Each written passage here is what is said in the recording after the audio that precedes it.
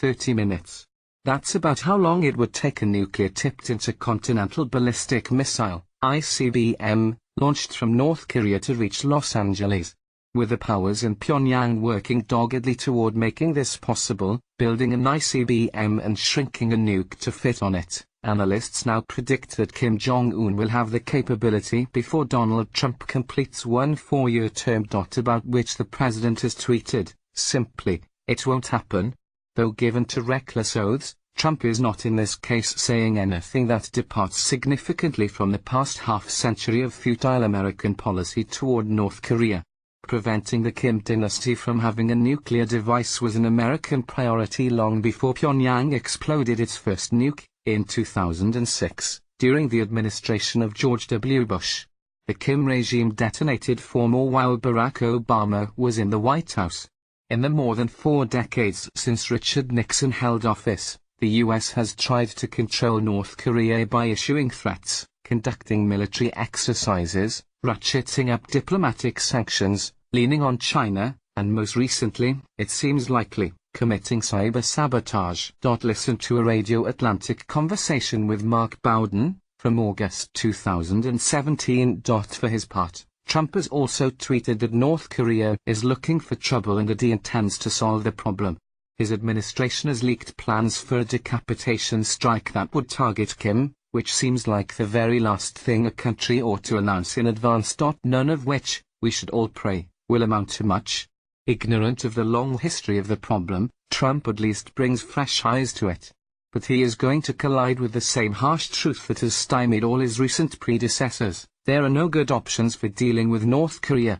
Meanwhile, he is enthusiastically if unwittingly playing the role assigned to him by the comic book-style foundation myth of the Democratic People's Republic of Korea. Subscribe. The myth holds that Korea and the Kim dynasty are one and the same.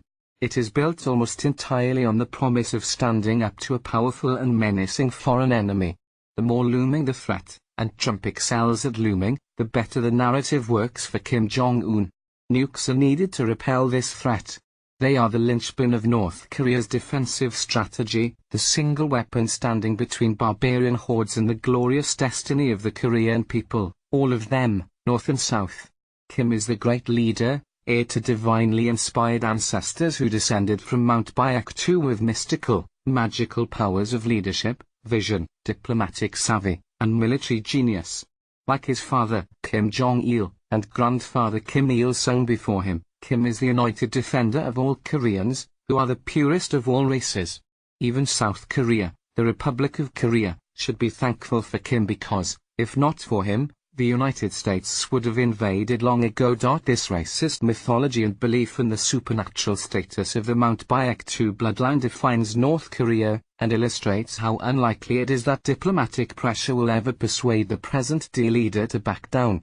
Right now the best hope for keeping the country from becoming an operational nuclear power rests, as it long has, with China, which may or may not have enough economic leverage to influence Kim's policy-making, and which also may not particularly want to do so, since having a friendly neighbor making trouble for Washington and Seoul serves Beijing's interests nicely at times. American sabotage has likely played a role in Pyongyang's string of failed missile launches in recent years. According to David D. Sanger and William J. Board of the New York Times, as the U.S. continued its covert cyber program last year, 88% of North Korea's flight tests of its intermediate-range Masood missiles ended in failure. Given that these missiles typically exploded, sometimes scattering in pieces into the sea, determining the precise cause, particularly for experts outside North Korea, is impossible. Failure is a big part of missile development, and missiles can blow up on their own for plenty of reasons, but the percentage of failures certainly suggests sabotage. The normal failure rate for developmental missile tests, according to the Times, is about 5 to 10%. It's also possible that the sabotage program is not computer-related. It might, for instance, involve more old-fashioned techniques such as feeding faulty parts into the missile's supply chain.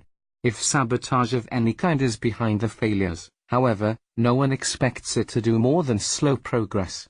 Even failed tests move Pyongyang closer to its announced goal, possessing nuclear weapons capable of hitting US cities. Kim's regime may be evil and deluded, but it's not stupid.